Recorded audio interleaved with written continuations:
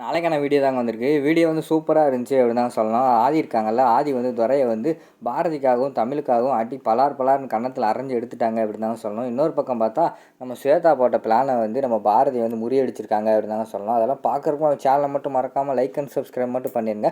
First எடுத்தோடனே துரை வந்து கிண்டல் பண்ணிக்கிட்டு இருக்காருல ஆதியை, அதுலேருந்து தான் ஸ்டார்ட் பண்ணுறாங்க. பாப்பா உங்கள் அப்பா வந்து என்கிட்ட ஒரு வார்த்தை பேச முடியாது, ஏன் என் மேலே எனக்கு கை கூட வைக்க முடியாது தெரியுமா, அந்த அளவுக்கு வந்து உங்கள் அப்பா என்கிட்ட லாக் ஆகியிருக்காரு. என்ன அது நான் சொல்கிறது கரெக்டு தானே அப்படிங்கிற மாதிரி சொல்கிறாங்க. அப்பா அவனை அடிங்கப்பா விடாதீங்கப்பா அப்படிங்கிற மாதிரி வந்து தமிழ் சொல்கிற மாதிரி காட்டுறாங்க. ஆனால் ஆதி வந்து கோபத்திலே இருக்கிற மாதிரி காட்டிக்கிட்டு இருக்காங்க. பாப்பா போய் படி தமிழ், இனிமேல் வந்து உங்கள் அப்பாவுக்கு வேலை இருந்தால் சொல்லு, நானும் உன்னை வேணால் ஸ்கூலில் வந்து கூப்பிட்டு வந்து விட்றேன், நானும் சும்மா தானே இருக்கேன், நானும் உங்கள் சித்தப்பா தான் அப்படின்னு சொல்லிட்டு அந்த இடத்துல இருந்து வண்டி எடுத்துகிட்டு வந்து நம்ம இவர் துறை வந்து போயிடுறாரு. உடனே தமிழ் வந்து கோவத்தோடய போகிற மாதிரி காட்டுறாங்க. தமிழ் என்ன கோவத்தோடு போகிறீங்க அப்படிங்கிற மாதிரி கேட்டவொடனே, நான் உங்கள் மேலே கோவமாக இருக்கேன்ப்பா அப்படிங்கிற மாதிரி சொல்கிறாங்க. ஏன் தமிழ் என்னாச்சு அப்படிங்கிற மாதிரி கேட்டவொடனே, நீங்கள் எதுவுமே செய்யாமல் இருக்கிறது தான் கோவம், இந்நேரம் சித்தப்பாவை நீங்கள் அடிச்சிருப்பீங்க, நீங்கள் பழைய ஃப்ரெண்டாக இருந்தால் இந்நேரம் அடிச்சிருப்பீங்க, ஆனால் இப்போ நீங்கள் மாறிட்டீங்க அப்படிங்கிற மாதிரி சொல்கிறாங்க. உடனே ஆதி வந்து சொல்கிறாரு, அது எதுக்கு நமக்கு எதுக்கு வீம்பு சண்டை அப்படின்னு சொல்லி தான் விளையிட்டேன் ஃப்ரெண்ட், நீங்கள் போய் படிங்க பார்த்துக்குறோம் அப்படின்னு சொல்லிட்டு தமிழ் வந்து அனுப்பி வச்சிடுறாங்க. அடுத்து நேரம் வந்து ஸ்கூட்டி எடுத்துகிட்டு விறுவிறுன்னு வந்து துறையை தேடி வந்து ஆதி போகிற மாதிரி காட்டுறாங்க. போனவொடனே வா ஆதி, என்ன டென்ஷனாக இருக்கியா, வா ஒரு சிகரெட் அடி, அதெல்லாம் சரியாக போகும், டென்ஷன்லாம் குறைஞ்சிரும் அப்படிங்கிற மாதிரி வந்து துறை சொல்கிற மாதிரி காட்டிக்கிட்டு இருக்காங்க. உடனே கொஞ்சம் நேரம் பொறுமையாக இருக்கார். திடீர்னு பார்த்தா டப்புன்னு கன்னத்தில் வந்து ஆதி துறையை பிடிச்சி அடிக்க ஆரம்பிச்சிடுறாரு. எதுக்கு அடிக்க அப்படிங்கிற மாதிரி கேட்காங்க துறை. இங்கே பாரு, எனக்கும் என் குடும்பத்துக்கும், அதாவது தமிழுக்கும் பாரதிக்கும் ஏதாவது ஒரு பிரச்சனை நான் வருவேன், தேவையில்லாமல் எங்களை வச்சு மிரட்டிக்கிட்டு ஏதாவது பண்ணணும்னு நினச்சேன்னா உன்னை சும்மா விட மாட்டேன். நான் இப்போ அமைதியாக இருக்கிறதுக்கு காரணமே வந்து தமிழும் பாரதி என்னை விட்டு பிரியக்கூடாதுன்னு தான். சப்போஸ் நீ அதை மட்டும் சொல்லிட்டேன்னா நீ என்ன பண்ணுவேன்னு எனக்கே தெரியாது, உன்னை அவ்வளோதான் கொன்னே போட்டுருவேன் அப்படின்னு சொல்லிட்டு அந்த இடத்துல இருந்து அடிச்சுட்டு விறுவிறுன்னு ஆதி வந்து கிளம்பி போயிடுறாங்க. அடுத்த சீனில் வந்து நம்ம பாரதி வந்து ஆஃபீஸ்க்கு வர மாதிரி காட்டுறாங்க. ஆஃபீஸில் பார்த்தா மலர் மட்டும்தான் இருக்காங்க, வேறு யாருமே வரல. உடனே பாரதி வந்து கேட்குறாங்க, என்ன மலர் என்னாச்சு, இன்றைக்கி எதுவும் கவர்மெண்ட் லீவா, நான் தான் தெரியாமல் ஆஃபீஸ்க்கு எதுக்கு வந்துட்டேனா அப்படிங்கிற மாதிரி கேட்காங்க. அதெல்லாம் ஒன்றும் இல்லை, கரெக்டான நாளுக்கு தான் வந்திருக்கேன், ஆனால் யாருமே வேலைக்கு வரல அப்படிங்கிற மாதிரி வந்து நம்ம மலர் சொல்கிறாங்க. ஏன் என்னாச்சு அப்படிங்கிற மாதிரி வந்து பாரதி கேட்காங்க.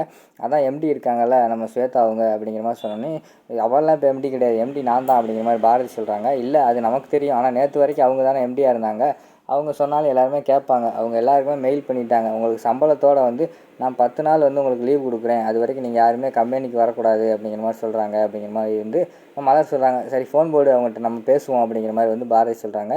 இல்லை நானும் ஃபோன் போட்டு பார்த்துட்டேன், அவங்க வந்து ஃபோன் எடுக்கலை, கம்பெனி ரிலேட்டடாக வந்து எந்த மெம்பரில் இருந்து கால் வந்தாலும் நீங்கள் எடுக்கக்கூடாது அப்படிங்கிற மாதிரி வந்து ஸ்வேதா மேடம் வந்து சொல்லிட்டு தான் என்கிட்ட வந்து சொல்கிறாங்க அப்படிங்கிற மாதிரி சொன்னோன்னே, இப்போ என்ன பண்ணுறது அப்படிங்கிற மாதிரி வந்து யோசிச்சுக்கிட்டு இருக்காங்க.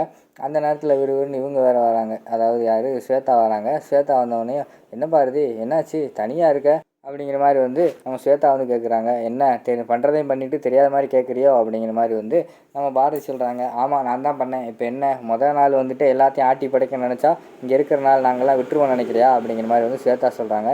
ஏன் இந்த பழப்பு, எதுக்கு இப்படியெல்லாம் பண்ணிக்கிட்டு இருக்க அப்படிங்கிற மாதிரி வந்து பாரதி கேட்காங்க. எல்லாம் ஒன்றால் தான், நீ தானே இந்த கம்பெனியவே நான் தான் எம்டி அப்படின்னு சொல்லி சுற்றிக்கிட்டு இருக்க, இப்போ நீ எம்டி பவரை வச்சு என்ன பண்ணுறேன்னு பார்ப்போம், ஒருத்தர் வேலைக்கு வர மாட்டாங்க, உன்னால் முடிஞ்சதை பாரு அப்படின்னு சொல்லிட்டு அந்த இடத்துல வந்து ஸ்வேதா வந்து போகிற மாதிரி காட்டிக்கிட்டு இருக்காங்க. இப்போ என்ன பண்ணுறதுன்னு தெரியலையே, இவங்களை எப்படியாவது வந்து காண்டாக்ட் பண்ணுவோம் அப்படின்னு சொல்லிட்டு எல்லா நம்பரும் எடுத்து பாரதி அவங்களோட மொபைல்லேருந்து கால் பண்ணி பார்க்காங்க. யாருமே ஃபோன் எடுக்கலை. பாரதி ஃபோன் எடுத்தால் கூட அவங்க காலில் கையிலையாக விழுந்து கூட வேலைக்கு கூப்பிட்டு வந்துடலாம், ஆனால் அவங்க ஃபோனை எடுக்க மாட்டேங்காங்களே, இப்போ என்ன பண்ணுறதுன்னு தெரியலையே அப்படிங்கிற மாதிரி சொல்லிட்டு இருக்காங்க. அதான் பாரதி வந்து யோசிச்சுக்கிட்டு இருக்காங்க. நானும் யோசிச்சுக்கிட்டு இருக்கேன் அப்படிங்கிற மாதிரி பாரதி சொல்கிறாங்க. உடனே மலர் வந்து சொல்கிறாங்க, யோசிக்க நேரம் இல்லை, 10 நாள்லாம் பாரு, ஆல்ரெடி நம்ம கிளைண்ட்டெல்லாம் கால் பண்ணிக்கிட்டு இருக்காங்க, அட்டன் பண்ணி பேசுகிறது கூட ஆள் இல்லை, இப்படியே போய்கிட்டு இருந்ததுனா நம்ம கம்பெனிக்கு வந்து வெளியில் வந்து பெரிய கெட்ட பேர் வந்துடும், இப்போ என்ன பண்ணுறதுன்னு தெரியலை அப்படிங்கிற மாதிரி சொல்லிகிட்டு இருக்காங்க. சரி நான் வேணால் ஒரு ஐடியா சொல்லவா அப்படிங்கிற மாதிரி வந்து மலர் கேட்குறாங்க. சரி சொல்லு அப்படிங்கிற மாதிரி வந்து பாரதி சொல்கிறாங்க. நான் சொல்லுவேன் ஆனால் நீ திட்டுவ அப்படிங்கிற மாதிரி சொல்கிறாங்க. இல்லை நீ திட்டாத மாதிரி சொன்னேன்னா திட்ட மாட்டேன், திட்டுற மாதிரி சொன்னால் கண்டிப்பாக திட்டுவேன் அப்படிங்கிற மாதிரி பாரதி சொல்கிறாங்க. இல்லை எப்படியாவது ஸ்வேதா அவங்களோட காலில் கையிலையாக விழுந்து ஏதாவது நம்ம பண்ண சொல்லுவோமா அப்படிங்கிற மாதிரி கேட்காங்க. அதெல்லாம் ஒன்றும் தேவையில்லை அப்படிங்கிற மாதிரி சொல்லிவிட்டு விறுவிறுன்னு அந்த இடத்துல வந்து போயிடுறாங்க. அடுத்து வந்து ஆதி வந்து வராரு. ஆதிக்கிட்ட போய் மலர் வந்து பேசுகிறாங்க. சார் என்ன சார் இப்படி பிரச்சனை நடந்துருச்சு, இதெல்லாம் நீங்கள் கண்டுக்கிற மாட்டிங்களா அப்படிங்கிற மாதிரி கேட்டோன்னே, நான் எதுக்கு கண்டுக்கிறணும், நான் இந்த கம்பெனியில் ஒரு ஜஸ்ட்டாக வந்து நான் ஒரு வேலை பார்க்குற ஆள் தான், அதனால தான் வேலைக்கு வந்திருக்கேன், உங்களுக்கும் பிடிச்சா வேலை பாருங்கள், இல்லைனா நீங்களும் சம்பளத்தோட ரெஸ்ட் எடுத்துகிட்டு ஊரை சுற்றுங்க அப்படிங்கிற மாதிரி வந்து தலையை கழட்டிக்கிறாரு நம்ம ஆதி. அதை கேட்டவொடனே பாரதிக்கு வந்து பயங்கரமான கோபம் ஆயிடுது. ஒரு ரூமுக்குள்ளே போகிறாங்க. போனவொடனே என்ன பண்ணுறேன்னு யோசிச்சுக்கிட்டு இருக்காங்க.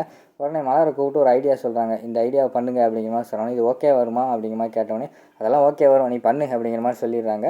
சரின்னு சொல்லிட்டு அவங்களும் வெளியில் போயிடுறாங்க. அடுத்து வீட்டில் வந்து அறிவு, ஸ்வேதா எல்லாமே இருக்காங்க.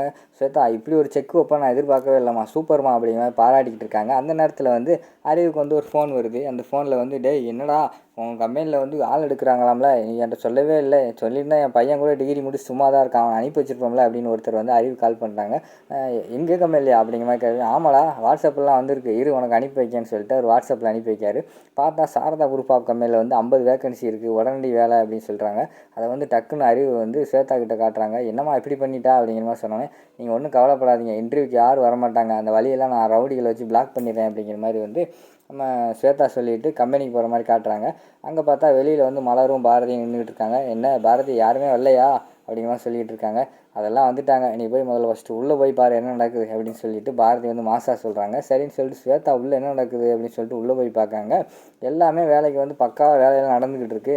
அதை பார்த்தவொடனே ஸ்வேதாவுக்கு வந்து பயங்கரமான ஷாக் ஆயிடுது. பாரதி வந்து சிரிச்சுக்கிட்டு இருக்கிற மாதிரி காட்டிக்கிட்டு இருக்காங்க நக்கலா. அதோட பார்த்தீங்கன்னா இந்த எபிசோட வந்து முடிச்சிடுறாங்க.